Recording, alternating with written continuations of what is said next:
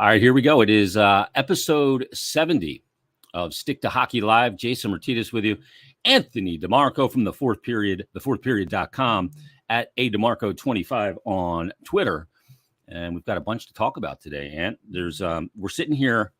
The cup has been handed out. It's June 14th. Cup was handed out on 13th. Vegas Golden Knights. Congrats to them. And we've got a lot of hockey to talk. It's like kind of rainy here. We're finally getting some rain. Rainy here in the Delaware Valley, or is John DeBell, the Delaware Valley? What's it like up there in Montreal in the province of Quebec? It's actually sunny here today. We're expecting rain tomorrow, so I guess we're going to get hit with whatever you guys are dealing with right now. But all in all, I think that we're finally going to get some more summer-ish weather. What's the weather like this weekend? Friday, Saturday, Sunday. I got an interest in the weather this weekend for one reason. Grand Prix. The Canadian Grand Prix this weekend up in Montreal. I'm actually looking now. I'm looking at my phone now. It seemed that on Saturday, it's Friday night into Saturday that we're going to get destroyed with the rain. So okay.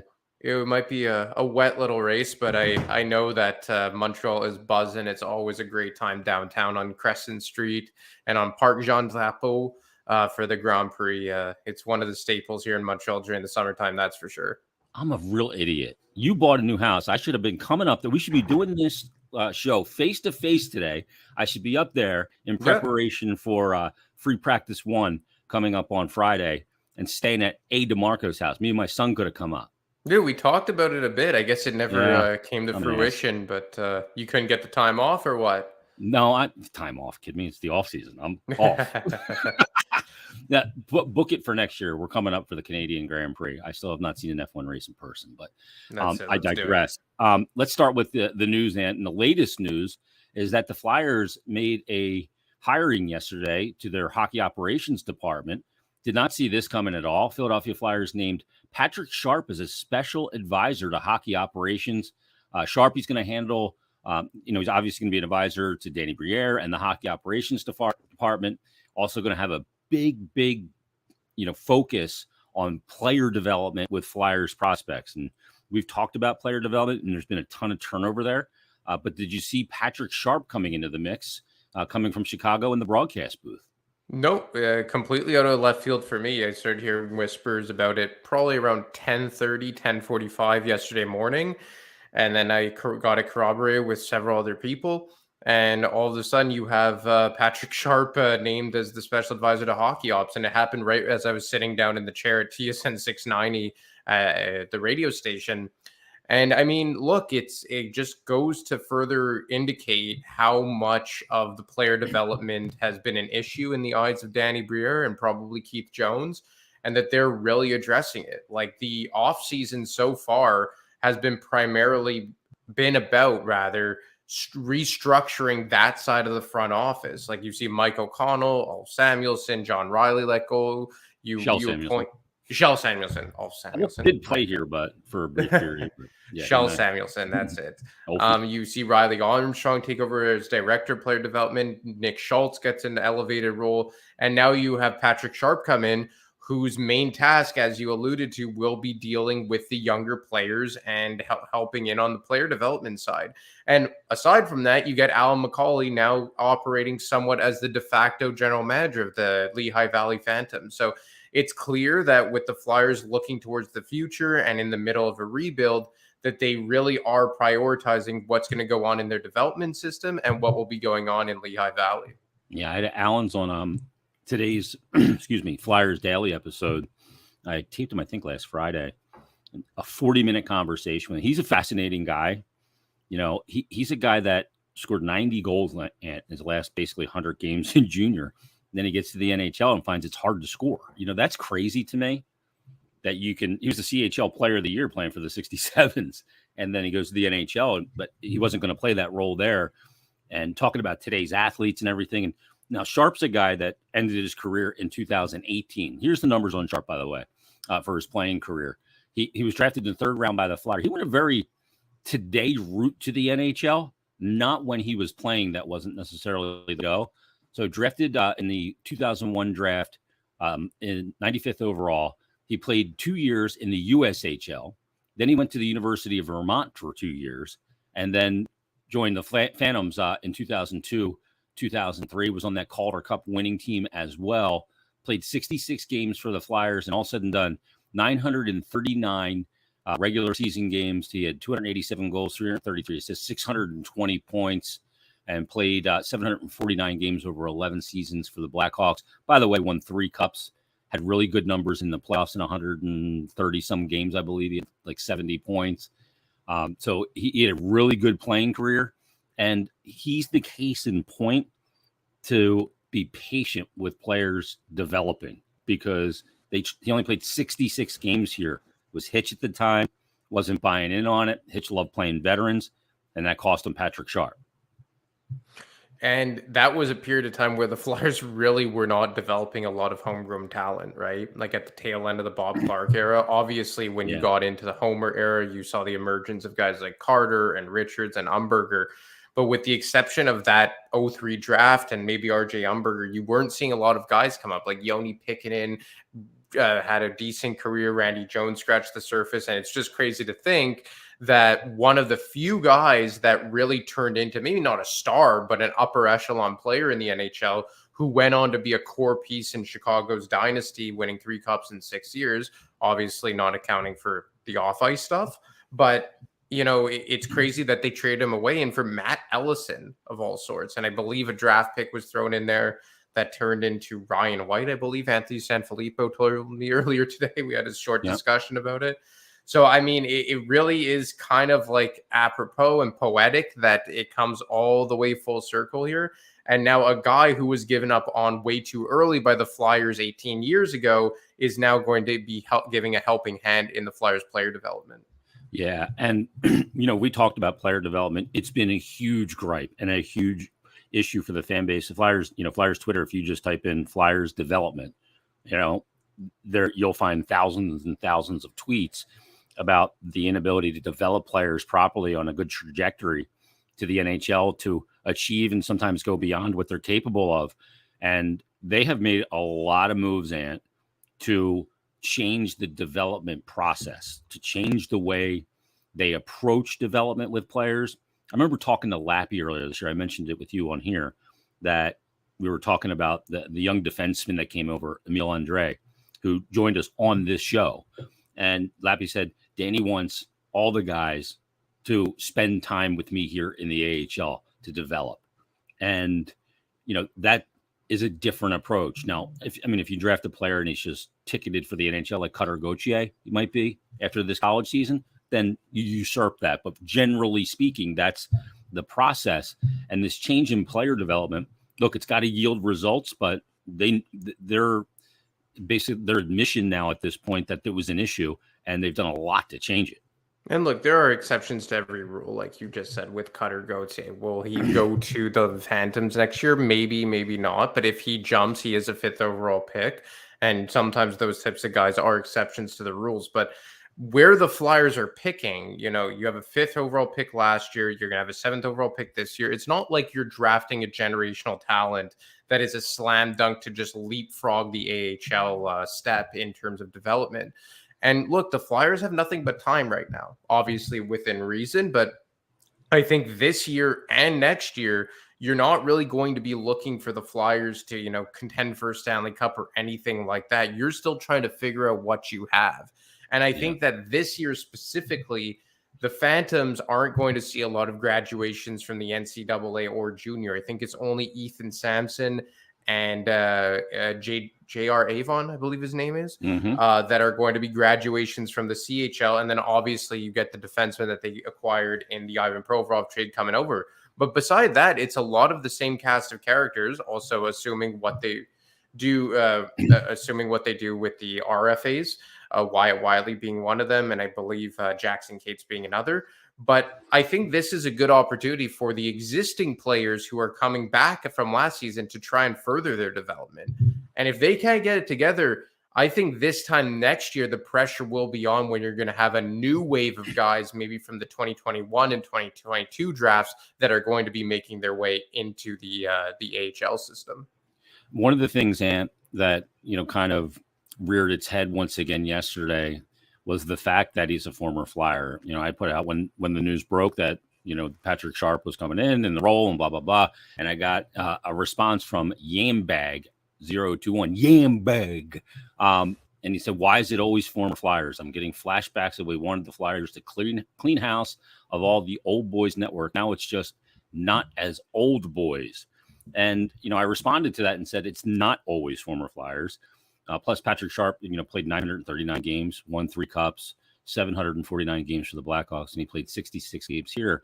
And, you know, I said, you want to change, you're getting it, tons of it, maybe give it a chance. And some people push back on what I said too. And they say, you know, why do we need to give it a chance? They haven't won a cup in however many years, blah, blah, blah. But here's the fact of the matter is if you look in front offices and you see the guys that are at the top, they hire people that they know their character. They've gone through battles with them. You know, you see this in every organization, that people that have touch points. And let's face it, you know, some people pointed out, well, Chuck Fletcher wasn't had any ties to the organization. And then some people say, well, Bob Clark knew his dad, blah, blah, blah. And that's what, okay, but everybody in the NHL is entangled. Now, Hack, and somebody brought up Hack, and they go, well, he wasn't. We go, well, Hextall had a relationship with him. Well, Hextall's kid played for him. I mean, come on. Like, this happens in every organization. AV didn't have any. Mike Therrien didn't have any connection, did he? Other than Kevin Hayes. You know, this happens everywhere, that you have players that played for a team working for that team. Yzerman, Drury, they're all over the league. I mean, look at the GMs in today's game. Most of them probably played or have some immediate connection to that team. And look at what happened in Calgary. Craig Conroy, a guy who is like as purebred a Calgary Flame as you can get. And then right away, the rumors start circulating. Like, is Ginla going to join the front office? Is Tanguy going to join the front office? So you're absolutely right. It happens all the time. And, you know, this is just my opinion. I don't consider guys who played less than 100 games like a former Flyer. Like, I don't know, like that's like saying like I'm just going to try and pull out like a random name out. Who's a guy who was like, is Ville Leno a former Flyer, you know, like that type of thing. So I don't really get caught up too much in that. I just think more about like, I guess you could correlate the, you know, Dan Briere and Keith Jones stuff to being former Flyers, but this is just relationships. And I think one of the biggest reasons they wanted Keith Jones was because of all the relationships he had built in the NHL through not just his playing time, but his broadcasting time. And obviously there's a direct correlation to Patrick Sharp through the NBC sports broadcast. And another example of, you know, I don't think it's nepotism, but just like relationships leading to jobs. Look who was just hired as the assistant general manager in Pittsburgh today. Jason Spezza, in the least shocking hiring of the summer so far, in my opinion. You know, we really know him and Dubas are Foxhole guys. So if you want to say that you don't like that, you know, friends are helping friends or you're pulling on past relationships, I get it, even though it happens all the time. I disagree, but I could at least understand where you're coming from. But the former Flyers stuff with Patrick Sharp, that I don't really buy into, just because he hasn't been part of the organization in any form or fashion in, 17-18 years. And along with the fact that he's played 66 games. You know, at the age like 4 general managers ago. So I think that's a bit of a stretch to pull on. Yeah, his trading in a way almost led to Danny Briere being here. They had that awful year, Hitch's last year. Yep. And that's when Briere comes in and things turned at that point. You know, the other thing too is think about how we approach jobs, you know, in our professional lives. It's not who you know. It's not what you know. It's who you know. Yep. You know, it's all about relationships. That's how you get jobs. It's why when you're looking for a job, you connect with somebody on LinkedIn. And when they're not even hiring, that's when a company's not hiring, that's when you hit them. That's when you begin the relationship. Yeah. Because when they're hiring, they're inundated and you're just one of another person trying to get the job that they have posted. I've always told this to young broadcasters. You want to get a job in radio, start building the relationship with the decision makers there when they're not hiring. That's when you do it. So that when they are hiring, you're right at the top of the stack because you've impressed them. But anyway. And it really is all about relationships and connections and how you sell yourself. And it's easy to say like, oh, let's just go through the typical hiring process and the vetting process and, what they did to find a president of hockey ops and bring in agency firms and all this. Or that's kind of redundant, but just agencies or firms, I should say. But sometimes you just have to go based on your gut, and you don't have the time and the resources to do an entire vetting process for positions that maybe aren't as prominent as a president or a general manager or a coach. And look, I don't think Patrick Sharp's going to be a guy that's at Voorhees every day. I don't think he's going to be a guy that's in on every trade call or influencing every decision. I think he's just going to be what the title suggests, a special advisor, and specifically help out on the development side of things. Yeah, I think he's going to be bopping around to different areas. Maybe he's going to go look at players at points. Maybe he's going to pop on the ice for player development sessions or those strategy sessions on, how are we going to develop player X, third round pick from the 2021, those kind of things. Yeah, I think that he's going to be involved in a lot of areas and a trusted advisor for Danny Briere. So with that said, Ant, what is the pecking order of the hockey operations? We'll start with Dan Hilferty. We know that he is the CEO. He is the big boss. Number 2 is Keith Jones, because he's the president of hockey operations. Then it's Danny Briere. And how does it fall after that? I've gotten the sense lately that, we know under Chuck Fletcher, it was Chuck and it was Brent Flair. And Brent Flair held the title of executive vice president and AGM and was Chuck's right-hand man going back to Minnesota. And then you had Barry Hanrahan, who also held both titles of EVP and AGM, and he was kind of right under Brent Flair. That's what the assumption was of most. I get the feeling now, and this is more just gut and like grapevine speak and all this, that Alan McCauley has kind of shot his way up the ranks here. Obviously gets the new title as assistant general manager, is now tasked with overseeing the Lehigh Valley Phantoms. And look, this is, again, just me kind of spitballing. Like, I haven't been told this or heard this, but it feels like he's kind of on a fast track to become Danny Briere's right-hand man. Maybe it's too early to say that, but that just seems to be where the direction is going. And not to say that Brent Flair isn't playing an important factor anymore. It just feels that maybe they're pulling back some responsibilities. He was tasked with being, the unofficial GM of the Phantom sometimes, and overseeing the amateur scouting and running the draft and being Chuck's right-hand man on NHL level decision-making. And now it feels like Brent Flair is going to just be tasked with primarily the amateur scouting and overseeing the draft. And that's not necessarily a bad thing, but maybe his rank in the pecking order has been scaled back a bit. For Barry Hanrahan, I don't know if much change. Honestly, we've heard a lot of smoke around Barry Hanrahan and his job security. I think that a lot of that was a bit overblown. Was it probably talked about? I would imagine so, but I think for now he's okay. And I think maybe he just stays laterally and just kind of deals with the cap and all that.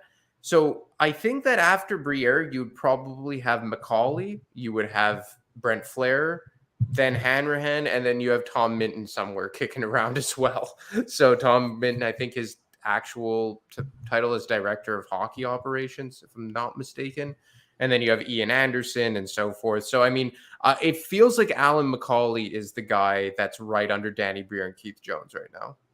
Interesting. I talked to Alan on today's Flyers Daily again about the use of analytics and, where he is on analytics. And, he uses both the analytics and the eye test, he said. And I think this is the way to use analytics as a tool. Not a religion, but a tool that you can go to. He said, sometimes when you look at a player, I'm looking at a player and then I look at the analytics and they're saying this and I'm going, okay, maybe I need to look at this a different way, and approach it from a different lens of evaluation on a specific player, whether that's one of your players or a player you're looking at to acquire or whatever it might be. So, and I thought that was interesting that, you got to be able to use both things. And sometimes the eye test will win out. Sometimes the analytics will win out. But you got to use them in conjunction and to complement each other as well. The cup got handed out last night. We're going to talk about that before this episode ends, about the cup final. But as of before the cup was even handed out last night, Dave Scott out, replaced by Dan Helferty.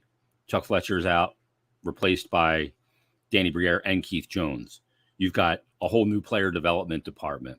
Valerie Camillo has resigned her position. There's a lot of change here, all before the cup was even handed out, not to mention the trade of Ivan Provorov and the smoke around a lot of other Flyers. Are you surprised, Amp, with the rapid approach that they have taken here this offseason? We've talked about it. Sometimes you don't announce changes during the playoffs or the cup final.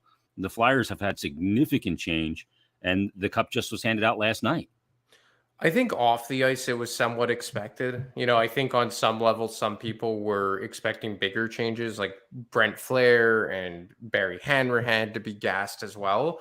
But we've seen them really more so just tackle some internal promotions and specifically the player development side. But obviously, at the top of the organization, we got a bombshell dropped by Anthony Sanfilippo about the resignation of Val Camillo, which obviously came as a bit of a shock given the fact that she was presented as part of the leadership group a month ago when they introduced Keith Jones and Danny Briere. But I mean, off the ice, I think it was expected, and you could have expected more in a lot of ways based on what era we were coming out of. On the ice, I mean, or roster-wise, I should say, I was pretty surprised that Danny Briere was able to pull off such a significant move right away, being Ivan Provorov. And there's just been a ton of smoke surrounding a lot of players. We could touch on Carter Hart, we could touch on Scott Laughton, we could touch on Travis Konecny, and it feels like Danny Briere has made it very clear to his contemporaries that he's open for business, and he said that publicly. He has made that no secret. We're open for business. Yeah, that he's listening on everybody. And it just goes to show that the Flyers do have a lot of attractive players, and they've already dealt one and gotten a decent return. And you have a few other guys that could probably net you a bit more. And it feels like the Flyers have gotten so much interest that they're kind of in the driver's seat and have been able to tell some teams, like, you know what, we're going to sit back and see what other cards are dealt between now and the NHL draft in 2 weeks' time. Maybe that's the biggest difference right now between Chuck Fletcher and Danny Briere, is that Danny has managed to turn a team that's open for business into one that has not lost hand in the negotiation of trading players. With what's been out there around Laughton, Hart, Hayes, Konecny, D'Angelo, and we'll go through these guys, and they are maybe a little bit more in the driver's seat for a team that's open for business than one that, and then you saw obviously the deal for Provorov and the return, that he's managed to somehow create the power structure of a deal, not being desperate to deal somebody, because that's when you just don't get anything done. Let's talk about it. Let's talk about individual players and what's the latest on them. Scott Laughton's the name that's been out there. And, I think he's a player that they weren't looking to move. And I think maybe they were surprised at the amount of interest and value they can get in return for Scott Laughton. He's obviously the only guy that wore a letter on his jersey this past season. The coach loves him. He is a very good player that can move into a lot of different spots, kind of that Swiss Army knife, play wing, play center, can kill penalties, can move around in your lineup, and is a good leader and a guy, lead by example guy. So, he's good to have for the younger guys here, but the value equation may usurp that and make it too valuable, given the current situation, to move a 29-year-old player. Yeah, so Scott Laughton's a guy that has drawn more interest than I think I would have expected, and maybe a lot of people would have, because at the end of the day, what is Scott Laughton on a cup contending team? A third line winger, 4C, something of that ilk.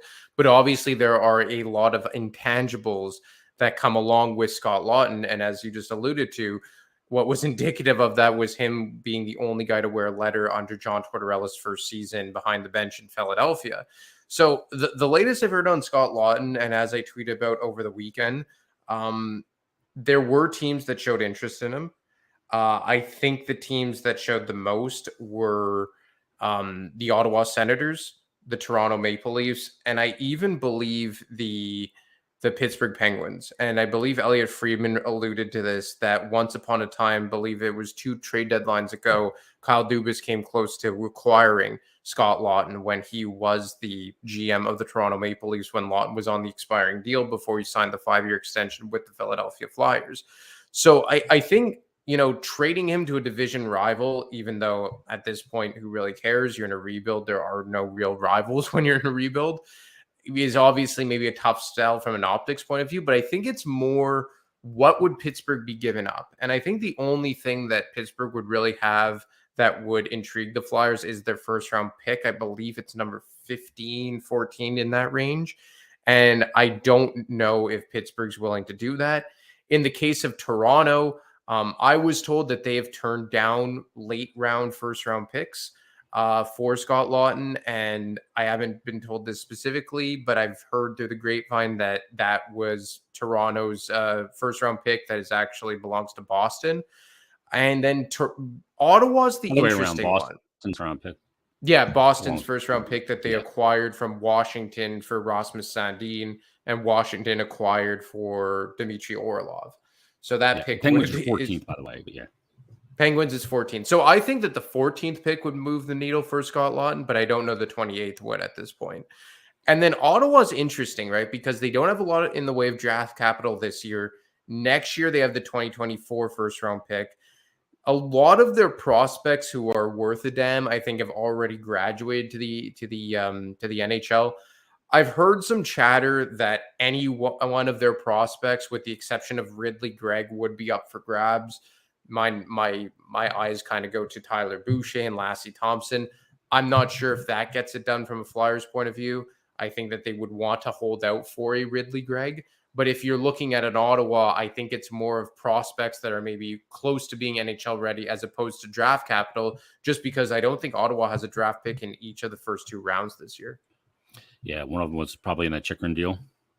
Yeah, one of them was, I think both of them could have been in the Chychrun deal, if I'm not mistaken. And then they don't have a pick in each of the first 3 rounds this year. And the 3rd round pick, I believe, was last year for Alex DeBrincat. So you've had a few picks go by the wayside in Ottawa. But the thing is that I know that they don't want to give up a Ridley Gregg. If I'm a betting man, that's the guy the Flyers want. But with the new ownership in Ottawa, I wonder if Pierre Dorion gets desperate to improve the team. And that was Pierre Dorion even going to be the guy?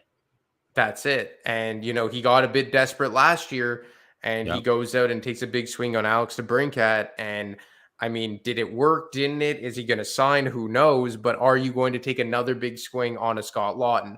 Obviously, there's the connection there with Claude Giroux. I believe DJ Smith coached Laughton. He did at Oshawa. With the Generals. So and he's from the Belleville area, if I'm not mistaken, or Oshawa, around that area, which is 4 or 5 hours down the road from Ottawa. So there's a lot of connections for Scott Laughton, and that's a team that lacked depth last year.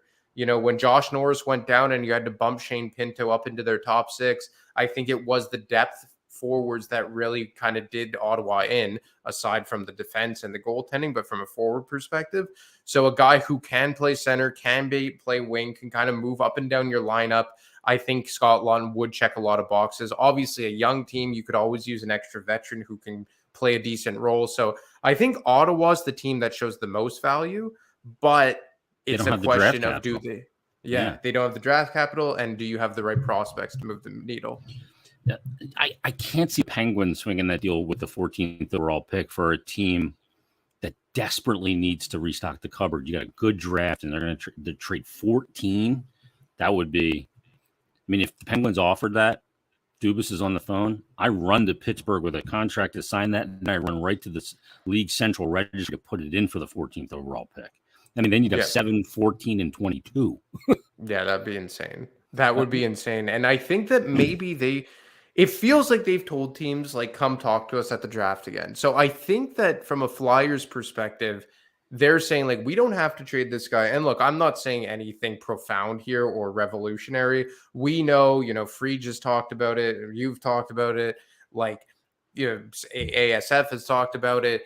They value Laughton's leadership qualities. They value what he brings in the room. He's a great guy for the younger players. We get all that. But at a certain point, there is something called a deal that you can't refuse. And it feels like, based on how much interest there's been early on, that it may get to that point between now and the draft in 2 weeks' time. Yeah, it's crazy what you may be able to get for him. What about Toronto, that 28th pick, and Nick Robertson? I know you brought him up. I know Fried brought him up after that. That he's a guy, he obviously dealt with some injuries last year. I think it was a shoulder. But when you look at Toronto and maybe Nick Robinson, 28, and him for Scott Lawton, is that something that may still be in the cards? Because, I mean, even if you have 7, 22, and 28, and then there's a player sitting there around 17 or 18 that maybe you had ranked in your top 10, 12, and you can move up to grab them, it could be a really big boon in this draft. Is that still in play with Brad Treliving as the GM there now? I mean, certainly more so than Matthew Nyes, which, I mean, a lot of people tried to throw his name out there, but I don't think he's a guy that you'd be getting for Scott Lawton.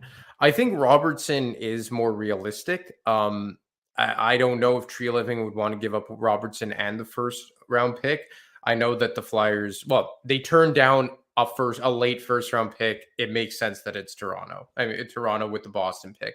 Now, Nick Robertson has dealt with injuries. I think he played less than 10 games this year, has struggled to find his footing in the NHL, has never really carved out a niche at the NHL level, had a lot of hype coming out of juniors, or I think he was in juniors or NCAA, one of the two. I can't remember off the top of my head.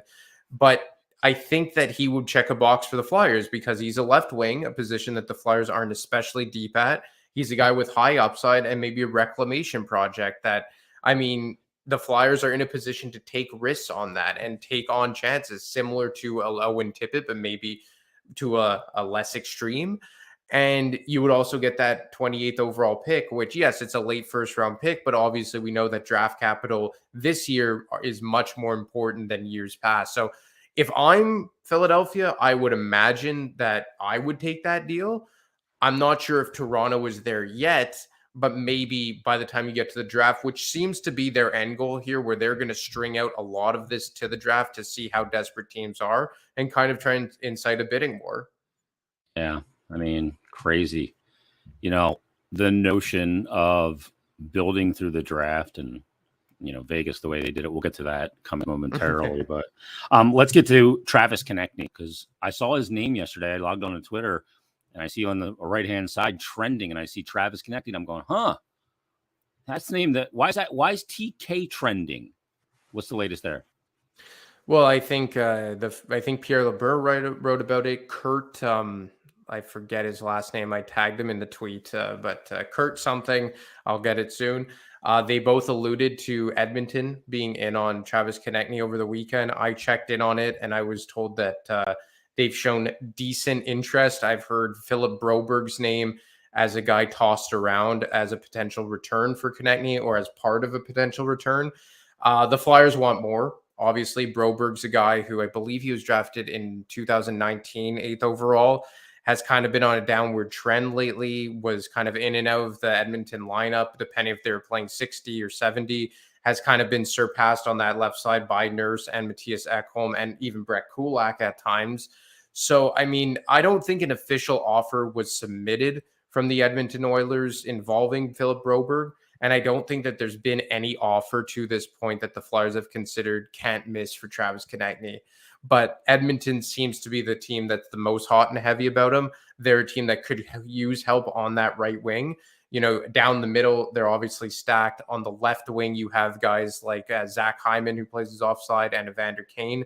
And last year, I think their natural right wing that was highest on the depth chart was Kyler Yamamoto, and he's a buyout candidate at this point. So Konechny would check a ton of boxes playing alongside a McDavid or a Draisaitl or a Nugent Hopkins. I just don't know if the Flyers are going to get the value that's needed to move on from him. And much like Scott Lawton, he's bought into what Torts is selling. He's good for the room. A lot of what everyone has already said about what Lawton brings in terms of value, you could apply to Travis Konechny. Now, the difference is Travis Konechny is 3 years younger, and Travis Konechny has a much higher offensive ceiling and is just an overall better hockey player than Scott Lawton. He is their best forward right now. He's a guy that will probably be their best forward for this year and maybe even the year following. It isn't apples to apples between Scott Lawton and Travis Konechny. let's face it, by the time that the Flyers are ready to compete, Scott Laughton will be in his early 30s and probably a fourth liner. Travis Konechny could maybe still be a good top sixer in his late 20s. And that does matter. And like I said, Travis Konechny is just a better hockey player and a more offensive contributor than Scott Laughton at this point.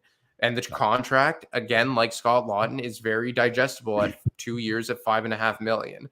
So I don't think Travis Konechny is as likely to be moved as Laughton, just because they will have a harder time having their price met.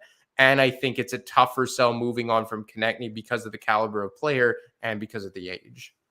Yeah, no doubt about it. And could you see him on, a team with just a stud star center?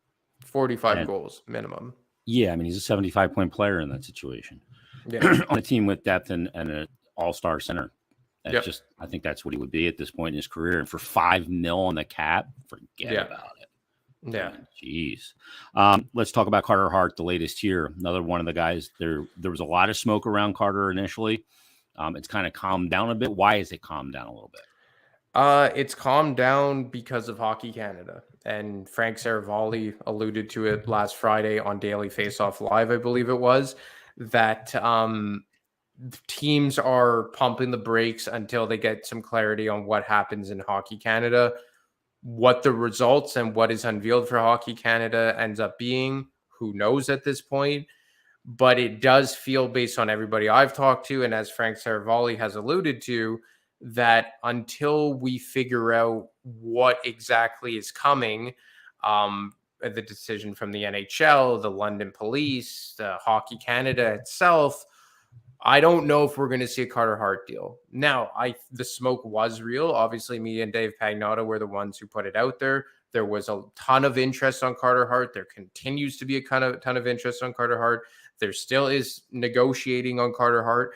But I don't know if teams are ready to pull the trigger and give up a haul. And as one person said to me, are teams prepared to give up a major package for a guy who may not even be available to them?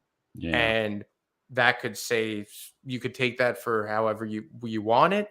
But I do think that there's a lot of trepidation on what is to come in terms relating to the Hockey Canada announcement. And our team's prepared to give up a king's ransom for a guy who on the ice is a very young, promising goaltender, but who knows if he's going to be made available to you in the immediate future. Yeah. Until that is completely resolved, reports are out, anybody that was on that team is in that situation. It's an unknown. So we'll see if he is eventually moved. I don't know how it's going to play out, but let's go to Kevin Hayes, because he was a big name. Obviously, his exit day availability mentioned that he expected to be moved. I believe his house is on the market. I'm not sure if it's sold. I didn't buy it, but when you look at Hayes, where are we here? There's a lot of smoke around the Columbus Blue Jackets. They've been very active. Yarmo obviously acquired Provorov. I mean, they make a huge deal with New Jersey their defense is really good. Yeah. Is Kevin Hayes still ticketed for, Columbus, or is there other teams in the mix? Perhaps Boston with the Bergeron situation, perhaps Colorado with the Landeskog lack of availability. What's the latest on Hayes? Obviously, Columbus has been the favorite. I know that they were discussing it after the season came to a close, and they shelved talks. I believe it was 3 or 4 weeks ago. They put the talks on hold to focus on the Provorov deal. Obviously, that took precedent for obvious reasons. And they had they had left it at just talking about what a potential retention would be. They hadn't even gotten to what the Flyers were getting to return and all that. They were just talking about how much the Flyers would have to retain.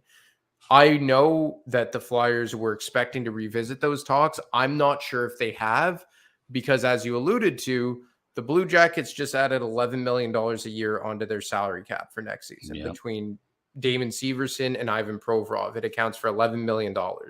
And now heading into this summer, I think they have just over $5.8 million to work with here.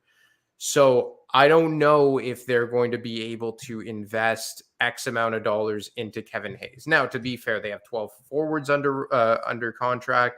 They have 6 defensemen under contract. They have 2 goaltenders under contract. So it's not like they have to. They're preparing for an abundance of roster moves in the foreseeable future, and it actually might be even more than that. I don't even think I was accounting for the injured reserve. Yeah, so it's even more than that because you have Werenski and Jake Bean as well. So your roster is pretty much well set. But do you want to, let's just say from a Flyers point of view, they want to make Kevin Hayes a $5 million player. Is Columbus prepared to take on $5 million of Kevin Hayes when you only have $5.8 million of salary cap space as of right now? I think that's the major question. I have heard Colorado. Obviously, I think the guy who played 2C for them this year, JT Compher, is scheduled to be an unrestricted free agent. I think that would make a lot of sense in a lot of ways. But I think that now you may be looking at a situation, and I'll eat my words on this. I thought that you could unload Hayes if you made him a $4.5 million player. But because of the salary cap staying flat once again, aside from the $1 million bump, it may seem that the Flyers, if they have any hope of moving him, may have to eat 50% of that contract. And the other thing that I was told this morning, that everything is on the table as it pertains to Hayes, including a buyout. Which really shocked me because that's a hefty buyout. That'd be 6 years on the books of dead cap space. And I mean, I asked like if he would be able to come back or if a buyout, and all I was told twice was that everything is on the table with Kevin Hayes.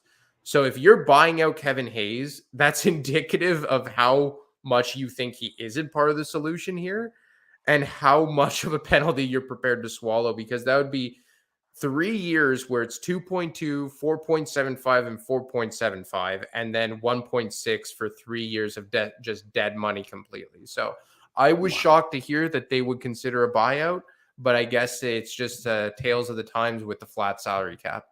Wow. The other thing for Columbus, they don't have a lot of cap space, and they still need to put somebody in between the pipes. They have no goaltending. I mean, are you going to make Elvis all those moves?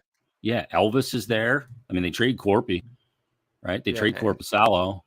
And Tarasov, I think, is their other guy. Yeah, I mean, you've got to, if you're going to really take a step up, you got to improve that goaltending. Daniil Tarasov and Elvis Merzlikins. Merzlikins is getting paid $5.4 million, by the way. This is an impossible contract to move. And he's under contract till 26-27. Yeah, and that's bananas, right? Yeah, and there still is a feeling that they want like a top line center. Like I've heard a lot of people online, like from Columbus's standpoint, mention Elias Lindholm.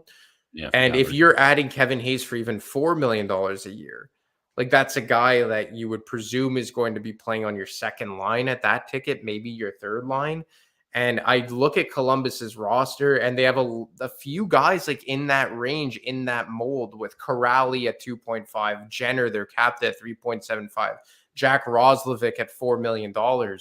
So are you going to want to add another guy in that $4.5 million range for 3 more years? And I think that's the tough sell. And look, like I said, I'll eat my words on it. Like, obviously I thought the cap was going to be bumping up more than just $1 million, but I thought had you made him a $4.5 million player, you could have found a taker for him. But clearly, with money being so hard to move in the NHL, and indicative of that was what the LA Kings paid to part with Peterson and Sean Walker.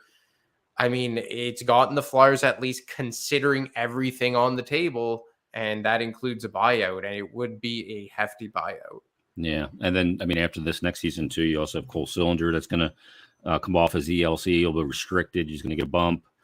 And, I mean, it's not just about this year. When you're talking Kent about Johnson as well. Yeah, I mean, you got to project forward as well with that. So, yeah. Man, crazy. The RFAs for the Flyers, Cates, Frost, and York, is that something that's going to be handled down the line here? Yeah, I don't think that's a pressing issue. Obviously, they're all under control. I think the only one with arb rights is Noah Cates.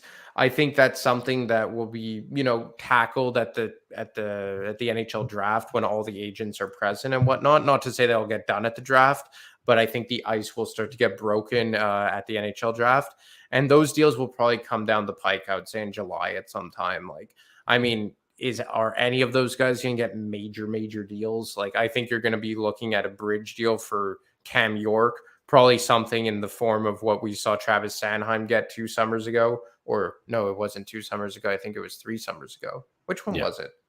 In 2019, where you got like the $3.5 million a year. Yeah. Or whenever it was. So, I mean, and then Noah Cates, I mean, he's a guy we've talked about him before. Like, I would be comfortable going more longer term with him. I think I used Nicolas Roy as an example. I think it's like 6 a 4-year. years. 4 or 6 years. Exactly. Yeah. So that I would be more comfortable with Noah Cates. Morgan Frost is interesting. I do think that it is ultimately a bridge deal with Morgan Frost. Maybe something in the neighborhood of Owen Tippett, maybe $2.5 million a year, something like that. But he's another guy that I think that if the price is right, they would consider going longer term. But it feels like most of these guys, or the 3 of them, are more likely to get the bridge deals. And this is just a hunch, I would just say that if I had to kind of handicap it, Noah Cates is the one to have the best shot of getting a longer term deal. I agree. But all of them will probably be dealt with sometime in July. Yeah, I agree with that as well. I think Cates I think I could see Cates coming in at 5 years. I could definitely see that. Like 5 years, $20 million, something like that. Yeah, something like that. Absolutely. I didn't ask you about Tony DeAngelo. What's the latest on Tony? To me, this looks like a on the draft floor as the draft is happening, even a day 2 type draft trade, if it were to take place, seems like last year. Yeah. Like, I mean, Tony DeAngelo, I mean, even Fried reported it last week that the Flyers are trying to find ways to move on from him. I think he's going to be like a secondary option for a lot of guys. And, we talked about it last week. Like, look at what Damon Severson went for. Now, Damon Severson's a very good defenseman, probably, a very good second pair guy. That's how I would rate him. He got the Travis Sanheim deal, and he's in a lot of ways, he's kind of like a right-handed version of Travis Sanheim. Yeah. But would you rather get locked into a 7-year deal with a guy? I believe Severson is, how old is he? 28 years old? 28 years old. Mm-hmm. So would you rather get locked into a 7-year deal with a 28-year-old, or would you rather pay a 3rd-round pick or whatever asset to take a 1-year flyer on a Tony DeAngelo? And you look at the right shot market now on the back end in the free agent pool, like, it's few and far between. You have Dumba and you have Klingberg, especially with Severson off the market. Yeah. Klingberg has had a bad 2 years, if you ask me. And Dumba has kind of had a rocky go as of late as well. So, I mean, if I'm a team and I need a right shot defenseman to play on your second pair and maybe help you on the power play, would I rather get mixed in with a contract with a Klingberg or a Dumba, or would I rather pay an asset for Tony DeAngelo? And look, DeAngelo didn't have a great year this year, but he still scored 46 points in 70 games. Yeah. He still has scored, I think he has 99 points in the last 2 regular seasons as a defenseman. He's a useful defenseman if played in the right way. Yeah, he just didn't trade. Exactly. But you could find value for him. Now, John Klingberg, you could probably get him on a 1-year deal at $3 million. But would you rather go for Klingberg, or would you rather go for Tony DeAngelo? I think that's what teams are going to ask themselves, and they'll get a better idea of what route they want to go down at the draft in 2 weeks' time. Yeah. Is there a guy we're not even looking at that we're not talking about that you think could shock us? I mean, Atkinson, I don't see it because he's coming off a year where he didn't play. Obviously, Couturier, no. I mean, like maybe you could look at a Sanheim or a Ristolainen, but I think Sanheim, the contract is, at least at this juncture, coming off the season, is borderline impossible to move. Ristolainen, I mean, I think maybe Farabee, maybe, but again, it's the longer term contracts that even for decent players are starting to cause issues, in my opinion, to move via trade. Even decent players are just hard to move when you have a longer term deal. Look at Ivan Provorov. Like, the guy is still a good hockey player, but they even had retention on his salary, Yeah. So, I mean, I think in just the current economic climate of the NHL, it is just borderline impossible to move those longer term deals. Like, and without for a guy somebody like retaining something. Yeah. And for a guy like Farabee, who came off of a tough year, obviously the neck surgery, didn't have the year he wanted because he probably wasn't healthy until sometime in the middle of winter, and obviously had his differences with John Tortorella along the way. I mean, you're probably going to get pennies on the dollar because he still has 5 years at $5 million left, coming off of a bad season in his, like, based on his standards. So, I mean, I don't see it, but I'm sure, like, who knows? Like, I don't think either of these guys are going to get moved just because I don't know what kind of value they have. But could a team come knocking and throw you a 5th round pick for a Lazinski or an Allison? Like, maybe. But I think the Flyers are prepared to give those two guys a final kick at the can. Like, I think this is the final kick at the can for guys like Lazinski and Wade Allison. Yeah, I would agree. Lazinski will be an unrestricted free agent after this year. Allison will be restricted RB eligible. The Cup final. Let's touch on it real quick because Vegas gets it done. They just actually boat raced Florida last night. They overwhelmed them the whole series, frankly. You know, Florida, I think the layoff hurt them. Obviously, you see the injuries that they were dealing with Aaron Ekblad. I mean, do you see what he went through? Holy shit. That's crazy. And then in game 3, Tkachuk with a fractured sternum couldn't go last night, but tried to play. His brother had to help him out of bed after his nap after game 4. I mean, it's Vegas full value. They're a great team. There's no doubt about it. And I think part of it, Ant, and I caught a lot of criticism for this, is, you know, Vegas comes into the league, and obviously the first expansion draft exploited a lot of teams, including Florida. Big part of that. But this notion, they didn't have any bag contracts on. They had no scar tissue through the organization. And then you couple that with the pandemic and the flat cap and not the long-term bag commitments that they had and a really aggressive approach in the front office. This team was not built through the NHL draft. This team was built through, well, obviously the expansion draft and then tweaking along the way with really kind of emotionless moves with guys, whether it's Marc-Andre Fleury or others, to build a cup winner. I mean, look at the key components of that team. They were all acquired via trade or free agency.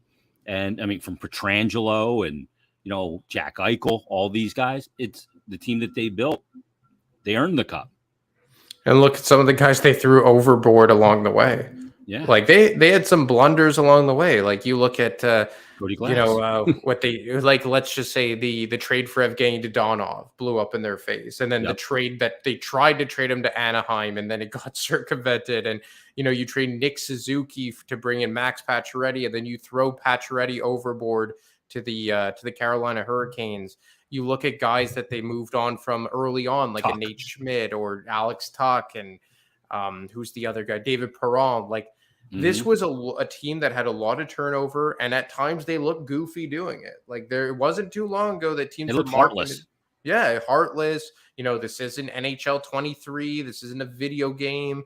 Like, that's what a lot of people were saying. But look, they kept going. They kept going. They kept going. They kept changing coaches, and it was always established coaches, right? Like, it was Gallant, it was DeBoer, it was Cassidy. And like you said, every time a big player was on the market, Vegas was right in there. You know, Pietrangelo becomes a free agent, they're right in there. Mark Stone is on the market, they're right in there. I remember they were the front runner for Erik Karlsson at the 2019 trade deadline, and I believe that the deal fell apart at the finish line before the deadline to bring Karlsson to bring him to Vegas. And then they turn around and they trade a first, a second, and a third for Thomas Tatar from the Detroit Red Wings. So they've been a team that has just really just gone to the beat of their own drum. They've really just done things their way, unconventional. To your point, I think the only player on their roster that was drafted by them, and not expansion draft, but actually drafted by them, was Nicolas Hague. I think that's the only guy. And you have the misfits that stuck around through it all, and Marchessault and Karlsson and Theodore and Riley Smith. I believe there's another one that I'm missing in there, but it's been real. Oh, Braden McNabb. Yeah.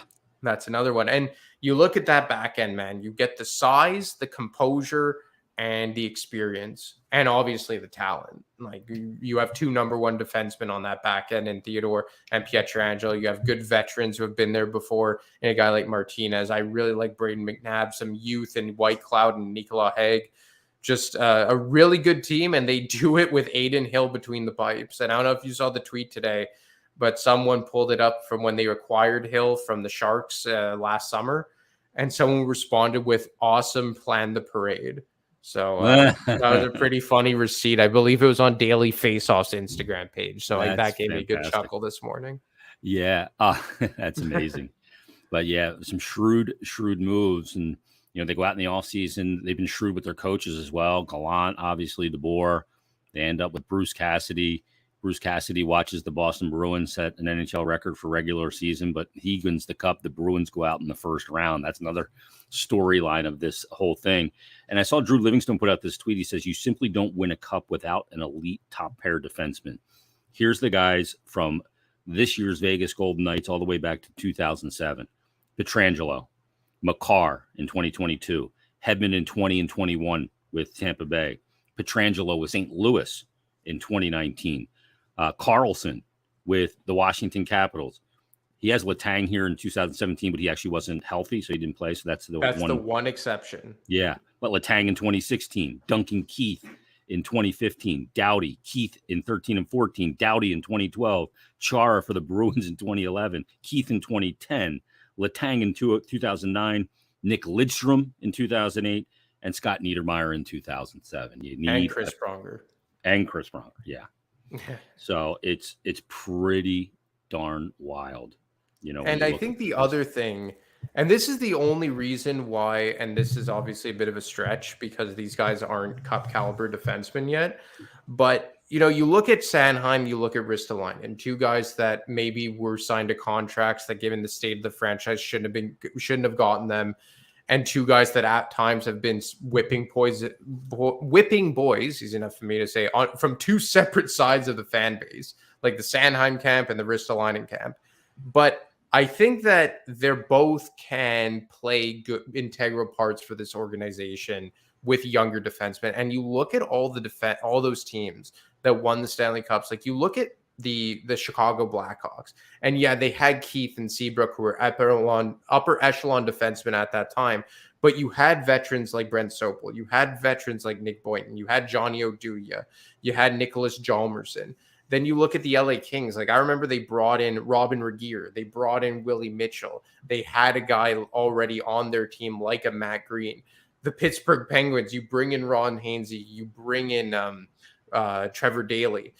Even for the Vegas Golden Knights, like you brought in an Alec Martinez a few years ago. Yeah. You signed a Pietrangelo, obviously he's an elite caliber. But my point is that you still need those veteran guys even on cup caliber teams. Now, is Ristolainen or Sanheim in that caliber? Obviously not.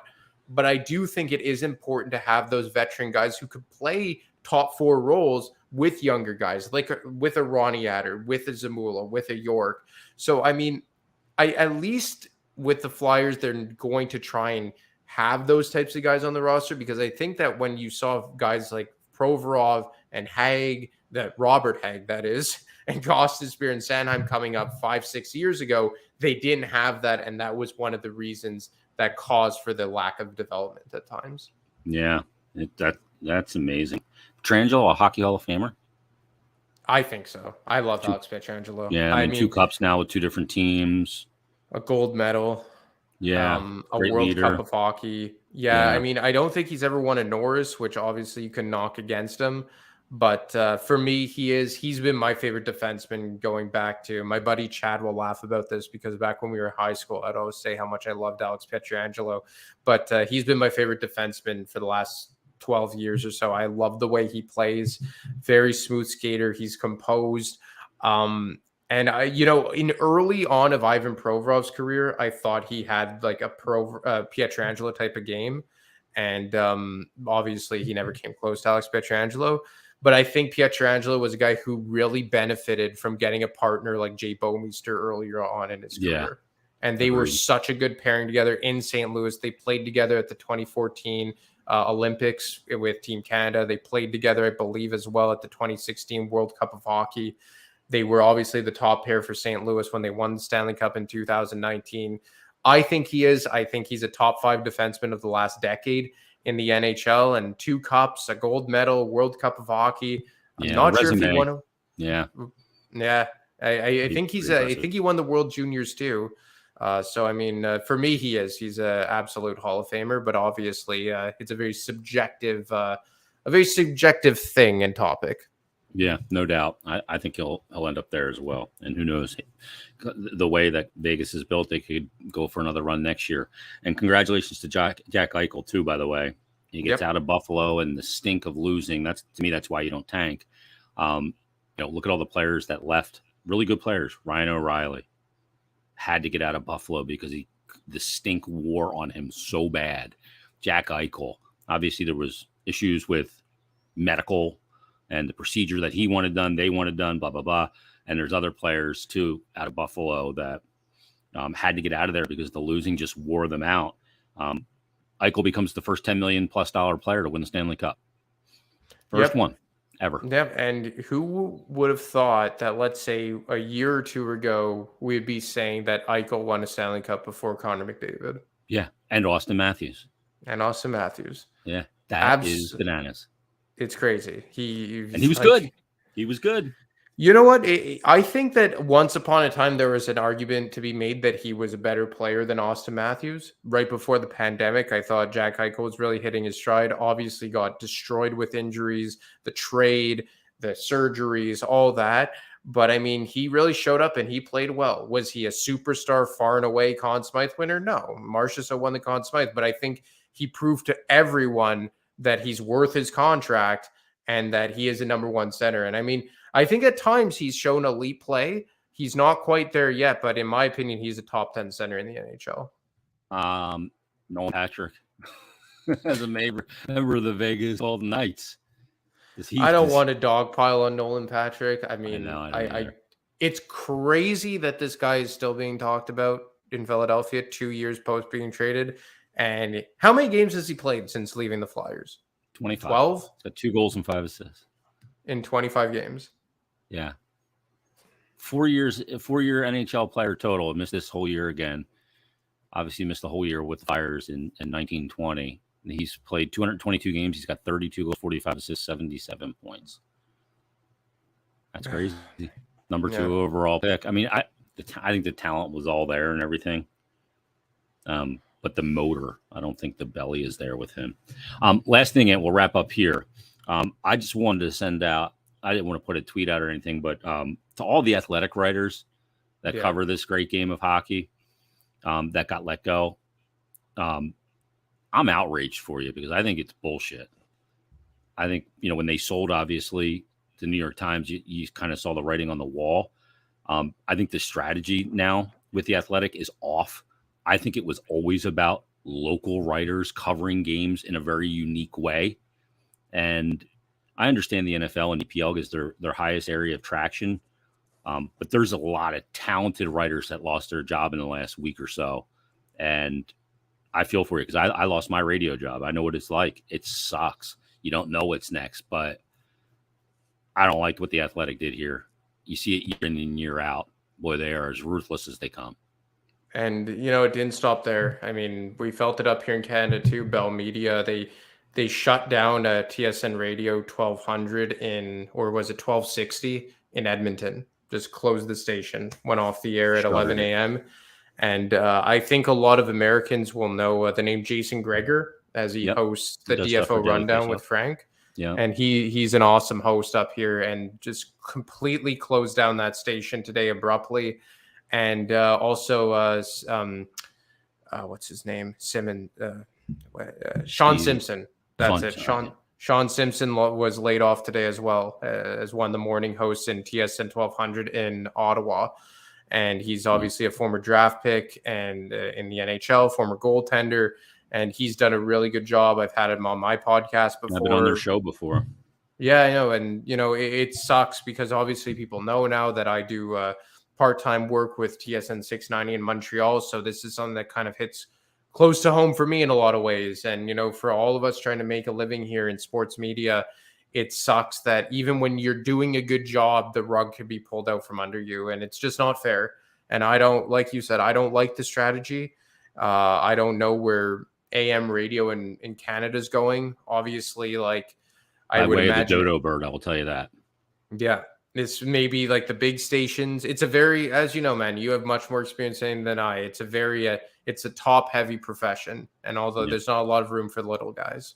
Yeah. And there's not even a lot of room for the big guys anymore either, because there's too much competition for radio, and radio has to be too repetitive. You know, radios, because you don't know who's tuning in and when they're tuning in. So you have to constantly regurgitate the same hot topic. And that's where the hot take has come in. And, you know, here in Philadelphia, it's Eagles, Eagles, Eagles, because if somebody tunes in and you're talking about something else, and that's the most desired thing to hear about, that's why they talk about it nonstop. But podcasts like this, and I love that there's podcasts, like for the Flyers, there's podcasts of every ilk. There's podcasts from just fans ranting. There's podcasts from experts. There's podcasts, you know, from all levels of production, whether that's this podcast, Flyers Daily, Brotherly Puck, which you're a part of with Dan, whether it's, you know, Broad Street Hockey, or, you know, Flyers, what's it called?